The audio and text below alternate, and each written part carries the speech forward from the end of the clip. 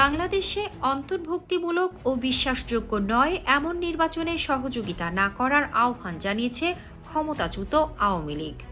জাতিসংঘ উন্নয়ন কর্মসূচি ইউএনডিপির নির্বাচনী সম্পৃক্ততা নিয়ে উদ্বেগ জানিয়ে তারা বলেছে, দলীয় কার্যক্রমে নিষেধাজ্ঞা থাকায় আসন্ন ত্রয়োদশ জাতীয় সংসদ নির্বাচনে তাদের অংশ নেওয়ার সুযোগ নেই।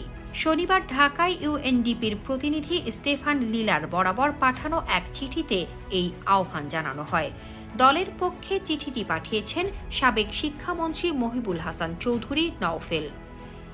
চিঠিতে বলা হয়, অবাধ ও অন্তর্ভুক্তিমূলক নির্বাচনের পরিবেশ নিশ্চিত না হওয়া পর্যন্ত আমরা জাতিসংঘ এবং ইউএনডিপির প্রতি নির্বাচনী সহযোগিতা স্থগিত রাখার, সব ধরনের রাজনৈতিক পক্ষের সঙ্গে সংলাপ ও সমঝোতা এগিয়ে নেওয়ার এবং মানবাধিকার ও আইনের শাসনকে অগ্রাধিকার দেওয়ার আহ্বান জানাচ্ছি।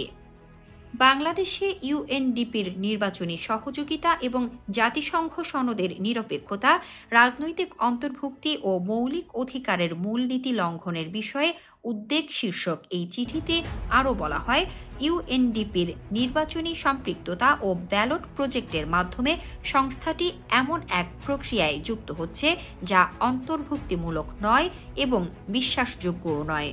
এ ধরনের সম্পৃক্ততা জাতিসংঘের মূলনীতি ও ইউএনডিপির ম্যান্ডেট লঙ্ঘনের ঝুঁকি তৈরি করছে।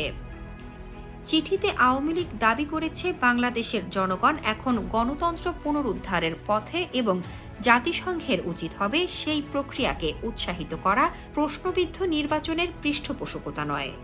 উল্লেখ্য, ১.৫ দশকেরও বেশি সময় ক্ষমতায় থাকার পর ২০২৪ সালের ৫ আগস্ট ছাত্র জনতার অভ্যুত্থানে পতন ঘটে শেখ হাসিনার নেতৃত্বাধীন আওয়ামী লীগ সরকারের। তত্ত্বাবধায়ক সরকার ব্যবস্থার দাবি অগ্রাহ্য করে দলটি ২০১৪, ২০১৮ ও ২০২৪ সালের ৩টি নির্বাচনে অংশ নেয় ক্ষমতায় থেকেই। তবে এসব নির্বাচন ঘিরে ব্যাপক কারচুপি, বিরোধী দলের বর্জন এবং ভোটের আগের রাত্রে ব্যালট বাক্স ভরার অভিযোগ ওঠে। ফলে বিএনপি ও বিরোধীরা একে বিনা ভোটের ও নিশিরাতের নির্বাচন বলে অভিহিত করে।